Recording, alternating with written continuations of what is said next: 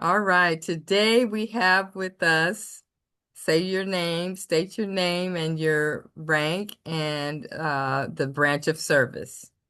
This is Robert S. Coward, and I was a Master Sergeant retired in the United States Air Force.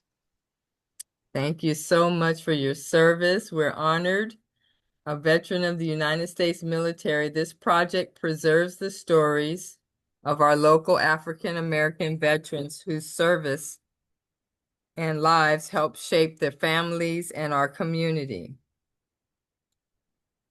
I already have secured your release to allow the Unsung Heroes Living History Project, which is a 501c3 nonprofit organization, permission to record and use this interview as outlined in the release of deed. Do I have your permission to proceed? Yes. All right. So, Mr. Coward, let's start with early life and All enlistment. right. Please tell us a little about yourself and your life before the military, where you were born, that kind of thing. Okay. Yes, I was born in Norton, Virginia. Then I was born in Norton, Virginia, and then my family was living in Appalachia, Virginia. And then I was born, it was just me and my brother, we'll just have the one brother, and that was it. I was living in Virginia until the first grade, and then my family moved to Kingsport, Tennessee, because after my father, he was working on the railroad in Virginia, and then he got a job in Kingsport, Tennessee, working for the Eastman Kodak Company. So then we moved to Tennessee, then that's basically where I grew up from the first grade up to the time I graduated from high school. And then when I graduated from high school, matter of fact, I joined the Air Force while I was in high school in my senior year because they had a program that was called delay enlistment, where you can join 6 months prior to the time you was gonna come in. So I joined in January and I came in the Air Force in June of '74. So that's basically, my background. Like I said, it's in between Tennessee and Virginia, but like Virginia was just from being 1 year old to 6 years old. Then Tennessee was like from 6 year old to 18 year old. Because I came in the service at when I was 18 years old. And that's about it for a good background. How did your family react when you decided to enlist? Well, they didn't it wasn't that bad because my oldest brother, he had been in the Air Force 3 years prior to I'm joining. So the only thing that was at the time, this was back in my brother joined in 1970 or 71. See, they had a lot of concern with him because when he joined, Vietnam was going on. So my parents had a concern about him because he did go to Vietnam also. So they had concern about him being over in Vietnam. Then it came up the time when I joined, Vietnam was on the almost over because Vietnam stopped in August, I think August '74. So I joined in January '74, and then I came in July, and this basically was over with. So basically, they didn't really mind us going into service because it was either they gave us a choice. Either you can go to college or go to service. But I didn't want to go to college because frankly I was through with being in school. I was tired of going to school for 12 years. I said I need something different. And plus, I wanted to see the world, and at that time, I thought being in the service would be the opportunity to do that. And the reason why I know I could do that because my brother, like I said, he was in there 3 years before me, and he was traveling around the world. So I said, you know what? That's what I want to do. So that was your motivation for joining the military was to travel around? Yeah, to travel around and not go to college. Can you That was describe my your first motivation. can you Go describe ahead. your first days in boot camp? I sure can. And when I first went there, like I said, I went there. Matter of fact, it was June 16, 1974, when I went to boot camp. And I had a friend of mine, my high school friend. We went there together, the boot camp. It was a opening adventure, I can say, because we flew down from Knoxville, Tennessee, to San Antonio, Texas, where the training is at for the Air Force. It's in San Antonio, Lackland Air Force Base. So we flew down there, man. We didn't get there till late that night. Then from the airport, we gathered at this one room, all the people that's coming from all over the United States, because Lackland is the only training facility for Air Force. So everyone that comes from the United States or go there for training. So man, as soon as we get off the bus, the instructors, man, they started yelling at us right away. And then we was near concrete and some grass, but once you get off the bus, you can take a shortcut and walk through some grass, and first thing they holler, get off my grass, don't touch my grass. And they hollering at us, getting in our face, and I said, man, what have I got myself into? But and then once we went to the base, they got us situated in our dorm, and it was basically an open bay dorm. It was like maybe on one side of it was a big open room. One side of the room maybe had 30 people, and the other side had 30. And then that was like, then they gave us our uniforms, and then we basically started our basic training. Then the main thing in basic training is learning the history of the Air Force, teaching us how to march and all that. It's basically just giving us the history of the Air Force and teaching us how to march and how to deal with life. That's what I call it, dealing with life. But the Air Force is, Air Force, our military is a very disciplined situation. It's our structure. They got you doing something from 5:30 in the morning to 9 o'clock when lights goes out.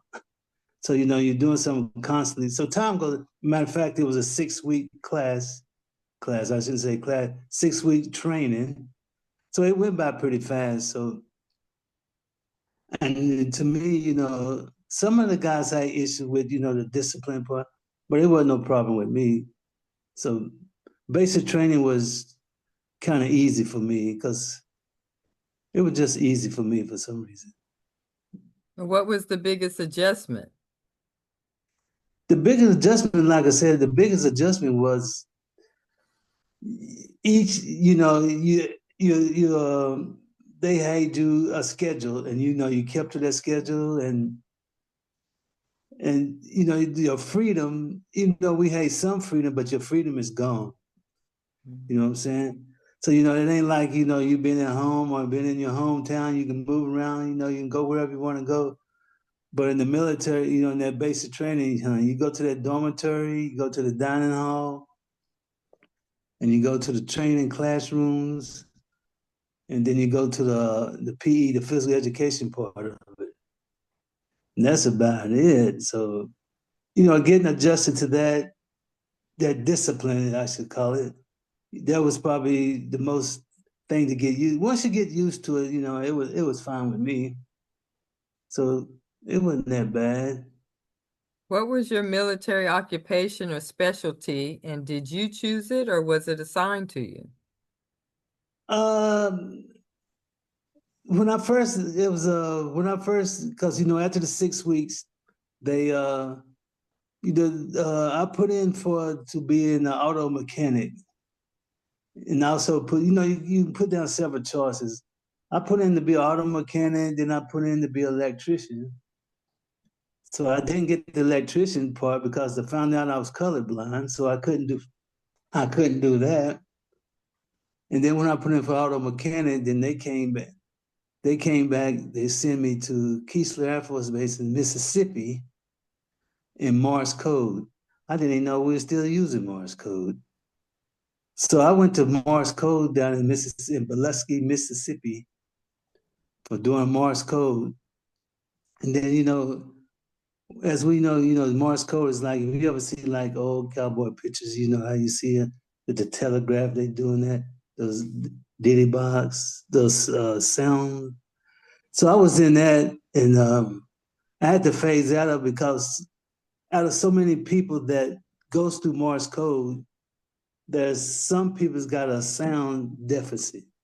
So, a certain sound that, you can't hear it. So I found out that I couldn't hear a certain, because I was getting a couple of letters mixed up all the time because the sound was so close. So then I would say I was down there for about maybe a month.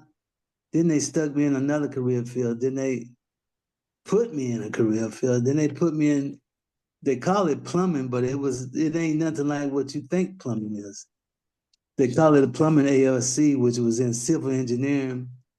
And what the plumbers do in the Air Force, we was responsible, of course, we was responsible for the water systems, was responsible for the sewer systems, the natural gas system, fire protection, was also responsible for the swimming pool. It's just a broad field we was responsible, but they call it the plumbing. When I first came in, they called it plumbing. Then they changed the name of it. Where were you But then stationed? that's what I was gonna get to. Okay. I'm gonna go through the different places I was stationed because there's many. All right. And I give you a brief, some information about each place and how I was dealing with it. So the first place I went to after that tech school, I went to Utah, Hill Air Force Base. And you know what? It's funny about when I got orders to Utah, it was like I didn't even know where Utah was at. I thought Utah was beside California. Because I've been in Tennessee, all the places I've been was on the East Coast, and then I ain't never had ventured nowhere out west. So I didn't even know where Utah was. I had to look it up on the map. But anyway, then when I got out there in December of '74, right before Christmas. I don't know why I went out there before Christmas, like 3 or 4 days before Christmas. I went to snow about 10 inches of snow because in Utah it snows a lot. And then after I got there,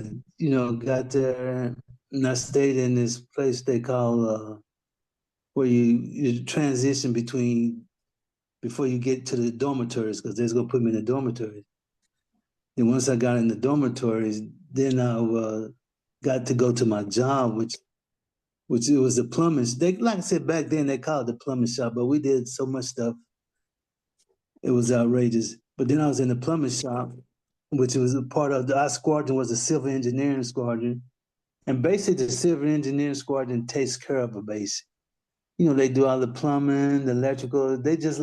Matter of fact, the civil engineering squadron is just like working for the city. You know how the city take care of everything in the city? That's basically what we did on base. We took care of everything.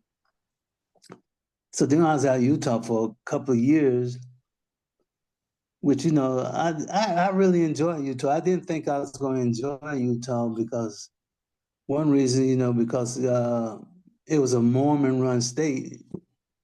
But then once I got there, then you know how things is. You hear stories about Mormons, but then when you live with them, it's a whole different story. I didn't have no issue with Mormons. I worked with them. They treated me just like anybody else. And then probably I was there 2 years. Altogether, I was there 3 years and a half, I think. But when I got 2 years, I was out there single. So I was out there running around single for a while.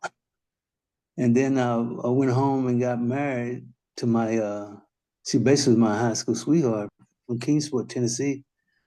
And then I went back, we took her back to Utah. Matter of fact, I had my son, he was born in Utah at Hill Air Force Base. He was born there September 23rd, I think, 76. Yeah, in 76 he was born.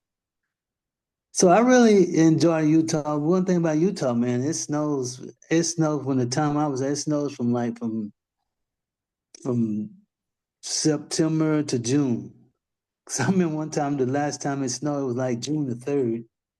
I said, man, it snow. And another thing weird about that too is like they have a snowstorm. I never saw that before till I went out there. It can rain, snow, and thunder and lightning at the same time. That was just so weird to see that. But I really enjoy Utah and stuff, But and let me see what else about Utah. That was about it. I enjoy hanging. Because before I got married, we used to go down to the University of Utah down in Salt Lake City. Used to go to the basketball games. They used to have concerts in there in the gymnasium. So I had a great time. They had some nice parks to hang out with in the summertime. So we did that a lot. And next thing you know, before you know it, I had orders to go to Langley, Virginia. That's in Hampton, Virginia. So then I had to go to Hampton. This was because I left Utah in February 77, February 78, I think it was. Yeah, 78. I left Utah, went to Langley Air Force Base in Hampton, Virginia. But basically, when I went there, I was still doing the same job, still in the plumbing, still doing fire protection, working on fire systems, sewer line, gas line, still doing that, still doing the basics, CE, just a different base. So, when we go to one base or another, we're basically doing the same thing, taking care of the facilities and maintaining things. Then I stayed in, once I was at Langley, it was like close to home. So then I would, it was like Langley, Hampton, Virginia to Kingsport, Tennessee was like a 6.5 to 7 hour drive. So on 3-day weekends, I would drive home. So, that made it a lot easier. I'd go home on a 3-day weekend, come back.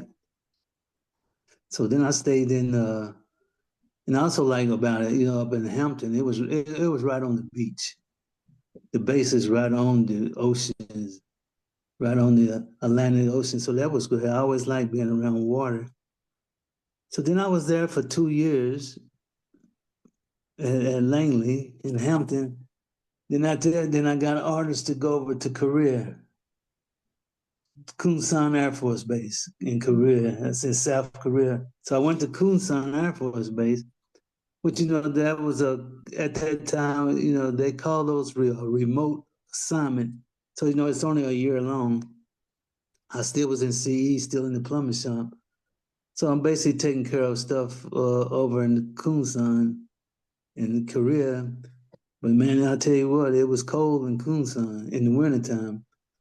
And then they have the monsoons over there. I think it was around in May and June, where it rained almost every day for 30 days. That was an adjustment. Getting used to the raining every day like that. But Kunsan, was, I like being in Korea because, that was my first overseas assignment. And that was the first time I really been overseas. So that was a different experience. So it was, seeing the different, how other people live in the United States and how, you become to realize how fortunate you are living in the United States, man, because it was kind of rough.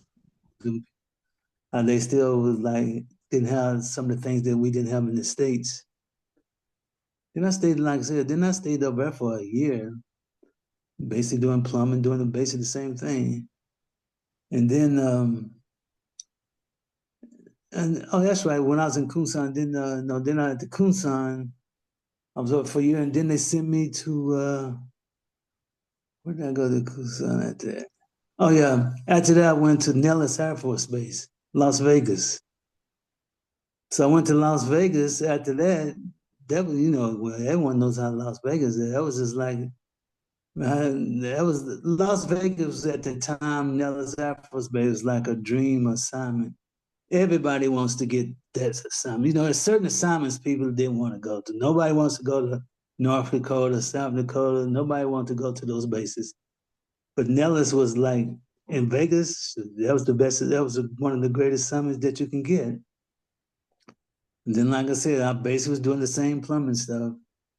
Worked on a lot of lawn sprinklers while I was in Vegas. But in Vegas, working outside in the summertime, And when the weather 100 some degrees, you had, matter of fact, they changed our hours because it was so hot in the day. We would only work from like 6 to 2 because it'd be so hot in the evening time. We couldn't be out there. Then we was constantly drinking Gatorade because because I was mainly at that time working on a lot of the lawn sprinklers and working outside in that heat. So got used to that. And then, like I said, I had my wife and my son. Then my daughter, she was born in Nellis at Nellis Air Force Base. She was born there in 86. Yeah, 86. She was born in 86. So that was a thrill. Then I was in Vegas for, man, how many years was I in Vegas? Oh, yeah, I was in Vegas for 3 years. So when I went to Vegas, then they sent me back to Korea. So I went back to Korea, but this time I went back to a different squadron, but the same base in Kunsan, but I went to a different squadron. The squadron was called Red Horse. And Red Horse was like a squadron that goes in, like, they go out and build tent cities and for different campaigns that the service may have. Then they would build bases, put up dormitories. It was a, if you know what the Seabees do in the Navy, it was basically just like those guys building stuff. So that was fun. But then when I was in Red Horse, I went into the office, working in the office. What I was doing there, because I was in charge of I would get maps, not maps, but drawings of buildings, and I would read off the maps. Not I can't want to call them maps, but the drawings. I would read off the drawings, and I would order the parts for the plumbing shop and the HVAC, the heating shop. So projects came up all the time where I would have to order all this different stuff for, like I said, the HVAC and the plumbing shop. So that was a good job because it was inside. Because it get hot over in Korea in the summer and cold in the winter. So that was pretty neat. So being over. So then when I came back from Korea at that time, I got sent to oh yeah, I got sent to Holloman, New Mexico. That was in Albuquerque, not Albuquerque, Amanogordo, New Mexico. I got sent there. And then I was in a different squadron. It wasn't called Civil Engineer, it was called MOBS, MOBB. And this squadron was like a squadron that we was always keeping up emergency equipment like emergency water purification units, generators, portable not toilets, but portable restrooms, portable showers. And these the equipment was made up for like disasters. You know, if you had like a hurricane go through some country, and it mainly was in other countries. So if a hurricane, we would go in there and set up these portable units, portable showers, portable restrooms, portable housing, little portable buildings. So that's what I did in mobs and generators. Then we would just like go clean up debris after like hurricanes. So I did that for a while in Holloman. And then at the Holloman, let me see, at the Holloman, I got to try to reminisce these places I've been to. Then at the Holloman, I went to Germany, Ramstein. So I went to Germany I was over there for 3 years in Germany. So I was at Ramstein Air Force Base. It was in Kaiserslautern in Germany. So I really enjoyed Europe. I got to go to a lot of different places in Europe, man. I used to go down to France, which was close by, Belgium, Luxembourg. And then when I was in Germany, also, it's a school. Oh yeah, I forgot my rank. My rank at the time when I went to Germany, I was a tech sergeant, which was E5, no, E6. E6. Then I had to go to, they got different academies for different ranks. So as an E6, I had to go to the Leadership Academy. Then I was due to go to the one in England. I mean, not England, but in Germany. But then this girl, this single parent, had a kid and she needed to swap with somebody because they had her going to England, but she couldn't take her kids. So they asked me for a volunteer to swap. So I swapped with her and I went to England for 6 weeks for the academy over there. It was in Upwood, England. It's a little, it used to be a British, little British base. It was, they had changed it into the leadership school for the military, for the Air Force. So that was fun being over in England for 6 weeks. So I did that. And then after, man, being over in England, came back to Germany. Then once I came back from Germany, like I said, I was in Germany for 3 years. And at the same time, my brother, he was also stationed in Germany. We was over at the same time, but different bases. So I used to go visit him and his family. He had his wife and two sons over there. At the time, I had just had got a divorce. I don't know if they want to hear that, but anyway, I just had got a divorce before I had went to Germany. So I was over. So I used to go down to see my brother. It was like a 2 hour drive, I think it was, from Ramstein to Bit. He was at Bitburg Air Force Base. And, it's funny about over in Germany. We couldn't read no signs because it's all in German. Everywhere you go, you had to memorize it. So yeah, I mean, you would have to memorize. You go somewhere for one time, you better memorize it because you won't get back.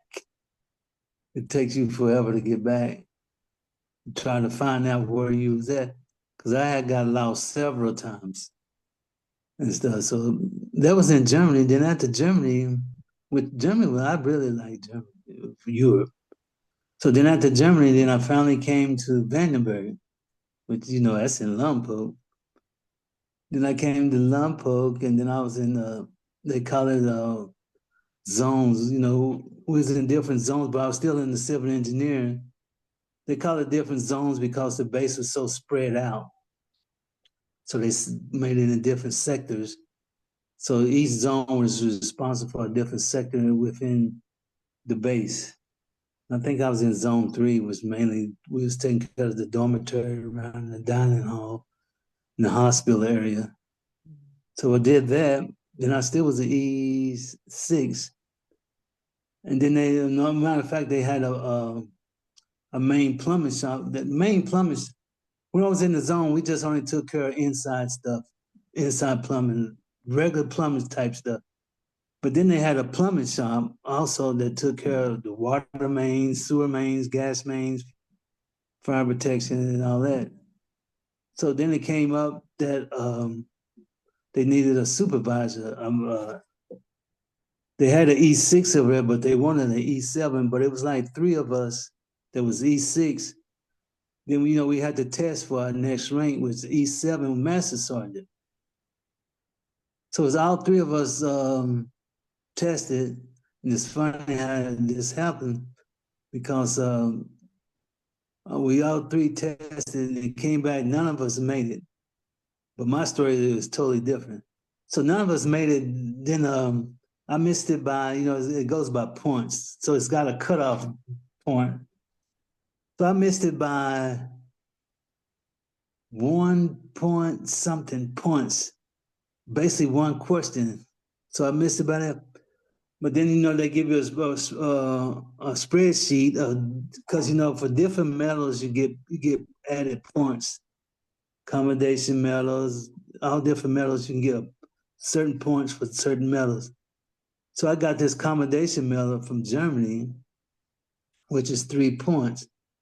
But then when I looked at on my record, they give you a printout sheet about your score for master sergeant. How did they break it down? You got this so many points. You made an 80 something on your test, on your plumbing test. You made a 70 something on the Air Force test.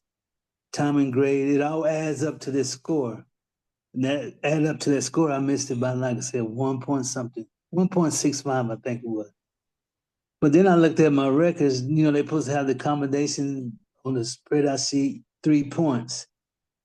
Then I looked on there and it wasn't on there.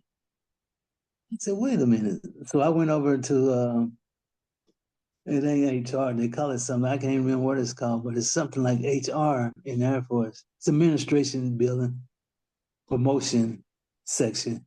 So I went over and I said, hey, for some reason my accommodation points is not on here. So, of course they went in the computer and they looked it up. He looked it up, and then he came back, he said, congratulations, Master Sergeant. So I had made it because they left my points off. If they find an error, they will correct it. So then at Vandenberg, I became in charge of, at the now, like I said, it used to be the plumber shop, now it's called the utility shop. So I came the supervisor of the plumbing shop, the utility shop, which I was in charge of, man, how many people it was? I think it was 29 or 30 people I was in charge of. So, and also when I was in Germany, also I became a supervisor in Germany. I was in charge of the shop in Germany. After I'd been there like maybe a year and a half, I became the supervisor over there. But that was and then like I said in Vandenberg, I was in charge of the shop, which it was all right. But Okay. then after that, go ahead. Well, I was going to ask the next question. Who was someone that you served with that you remember the most? Oh, well, yeah, I know well, at the time, Pony, Pony, he wasn't in the service at the time. He was a civilian. When I was working in the zone, we worked together. Pony, then I had matter of fact, I got a couple good friends when I was in Utah. Al Say, which he lives down in Carson right now. I go see him every now and then. I got another good partner that I was stationed with in New Mexico. He lives in San Antonio right now. So I go see him every now and then. I got a good partner that lives up in Seattle, Beckdown. I haven't went up to see him, but he came down to Vandenberg and saw me a couple of times. But that's one thing about the military. I have met a lot of good people in the military. I keep in touch with some of them, but not that many. But a lot I do I try to keep in touch with most of them that I can. So that's one thing good about the military. You get to meet people and you get to know different people and you get to meet and have good friends and like my friends, man, we've been friends for like shoot, what 70, 50 years. It's a long time to have a friend. So you And would say these are that the friends military again. provide, so you would say that the military provided a sense of unity or brotherhood that felt different from from civilian life. Oh yes, it definitely did. It definitely because once you like I said, we was in different squadrons, but then we hung out together, after work. We did a lot of things together, and then once we got out, sir, we still kept in contact with us. So, no, I ain't do it with everyone, but you only select a few friends, then you don't want to have too many. But yeah, and then the military overall is a good, especially when I first came in to maybe the last, because I retired in 1994.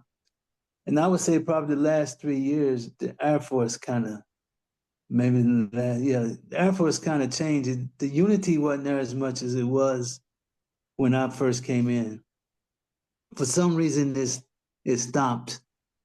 For some reason, everybody was just going in their own direction. Which is fine. I'm talking about after work, but when I came in, we all hung out doing work, after work, vacation time, family gathering. We all hung out all the time. But it seemed like the last 3 years, which the military did change, they took that out of it for some reason. I don't know Did why, you but they did. did you experience challenges related to race during your service? I was thinking about that uh, I I was trying to think of an incident that I have. I never encountered it. Only thing I remember encountering at one time, in the service, I didn't remember encountering, something racial. But I just remember when I was down in Biloxi, down in Keesler Air Force Base in Mississippi, me and a couple of our friends, we went in the store. Well, we didn't even make it inside the store. We was going into a store, and the owner or the worker, wherever he was, said, you boys can't come in here. That's about the only racial thing I can remember ever confronted me. But for as the military part, the Air Force, being on the bases, I don't recall no incident at all. And of course, the one thing about that, you got your stripes on your shoulder. They want to know what rank you are and how much power you got, basically. Okay. So I never did encounter no racial stuff. Even though I'm not saying it wasn't there, I'm pretty sure it was, but I never encountered none.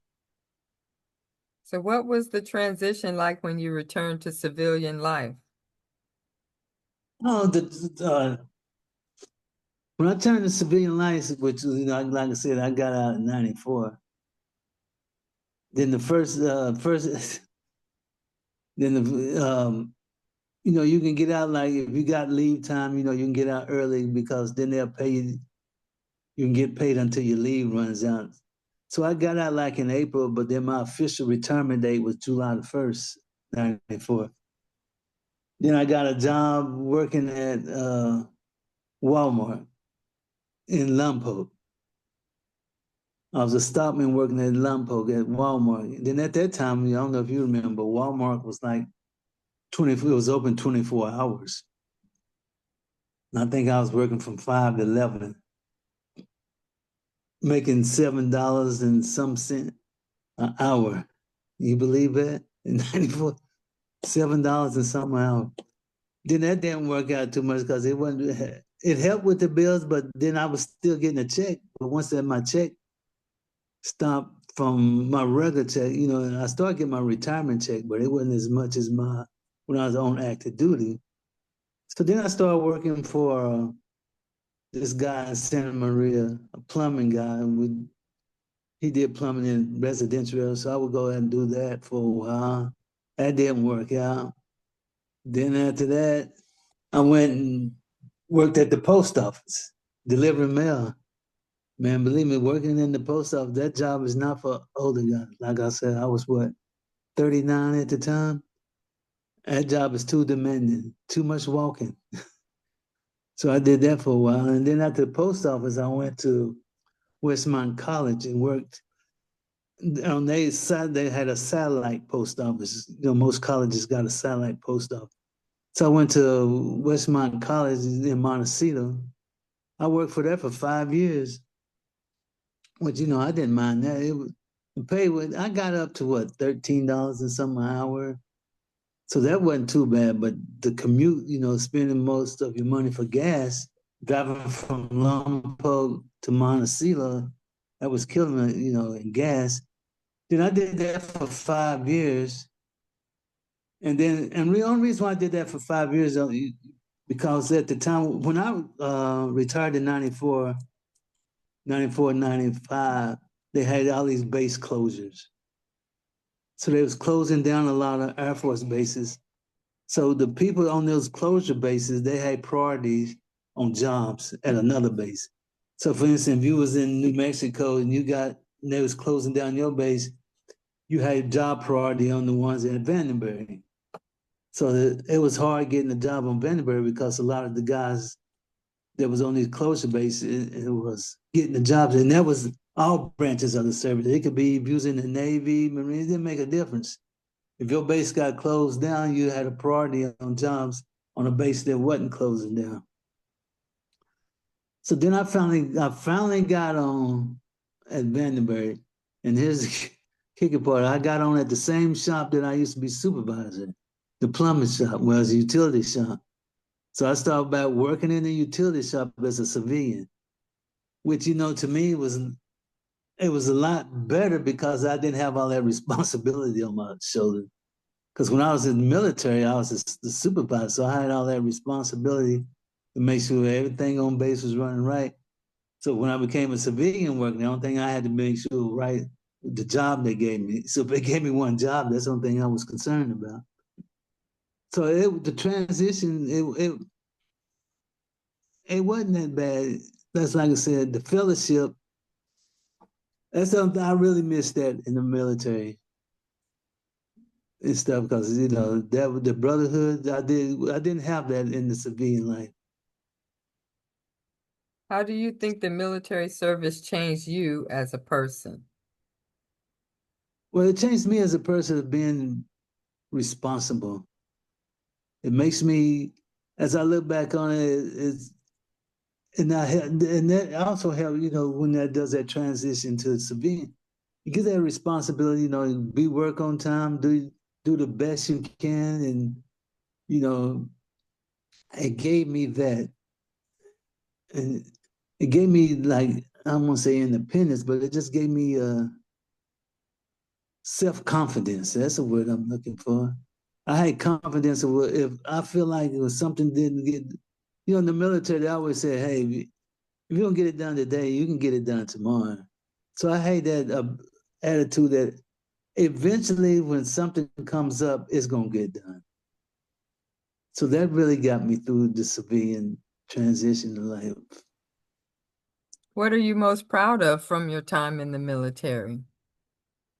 So being there 20 years, sticking it out. I'm serious, because a lot of guys went there, man, they had 10 years. Because once did 20 years, which they didn't change the retirement system now. But when I retired in 94, you got 50% of your pay. Now they got a 401k. They basically do a 401k like regular civilian. It ain't nothing, which is a lot less money. So that was the 20 years. I think that's what I was just proud of myself for doing that because I knew a lot of guys, man, they had 10, 12 years and they got out because they got fed up with it. But I hung in there, and you know what? I am so glad I'm doing it because I get a check every month. So I've been getting that for the last 20 some years. So that's the most thing I'm glad I just stuck it out. Because it was some time that, I wanted to give it up. You get tired. I said, man, I'm tired of this, what's going on here. But then I hung in there and stuck it out. What advice would you give to a young family member considering military service today? Oh, you know what? When I was a civilian in the shop, we had civilian young guys. Now I'm always telling them, I said, man, you can't, for if a young guy that's got young kids, wife, married and got young kids, and you're trying to, do something good for your family. I said, I always tell them, man, that you can't, the Air Force, I'm talking about the Air Force. I ain't talking about the other branches of service because I don't know. But the Air Force to me, man, was like a 9 to 5 job. Then I always tell them, I say, you got a 9 to 5 job. They're gonna supply you with a check every month. They're gonna supply you housing, medical. The Air Force is gonna supply you with everything you need that you need. And I said, the only thing you gotta do is just learn how to follow the rules. And I always tell this guy, I said, the Air Force, being in the Air Force is a game. And the one that usually make it in the Air Force or any branch of the service, the ones that learn how to play the game. So once you learn how to play the game and what they expect of you to do, it's just simple. And I always tell these guys, I said, man, you got to understand, a lot of them always saying, well, I can go to civilian. I don't have to do this. I said, well, you know what? You can go to civilian job. You go in that morning, they'll fire you at lunchtime. They tell we don't need you no more.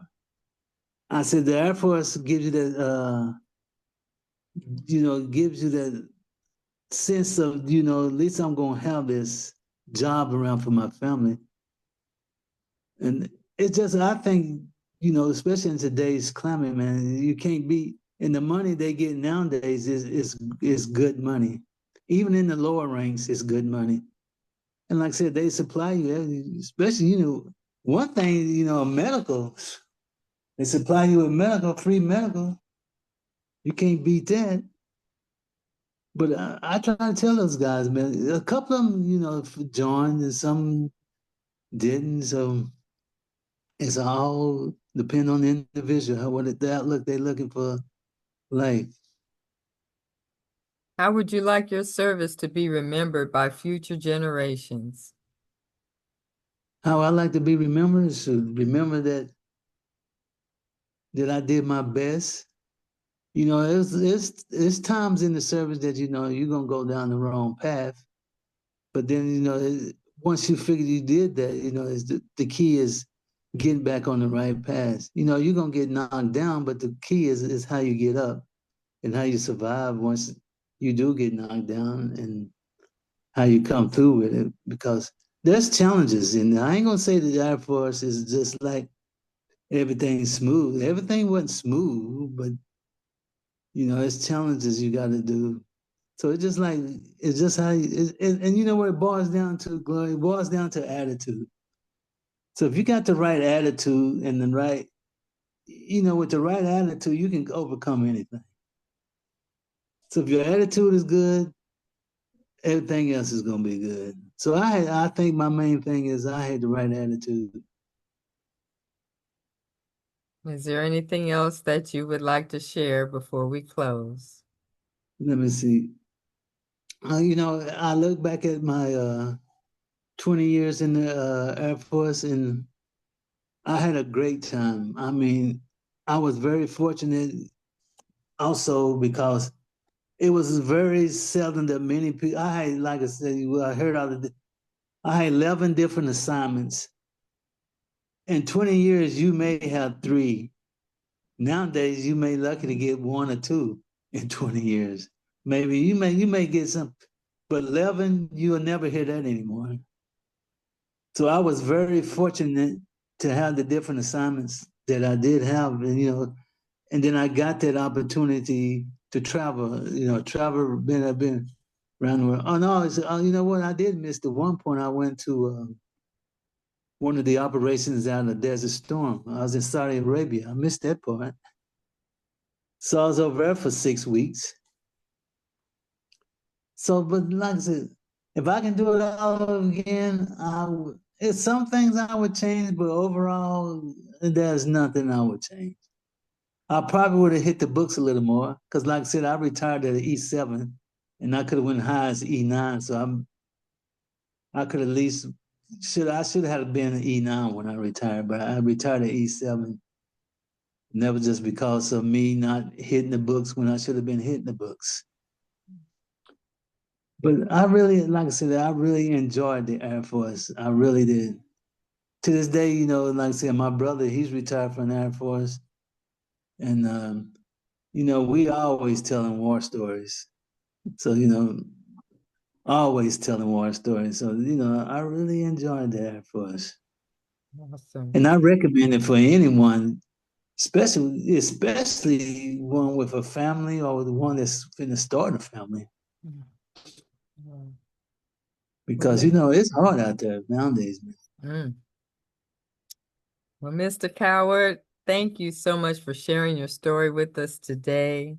Your service and experience are an important part of our community's history, and we are honored to help preserve Oh, them for future generations. Thank you. I hope so.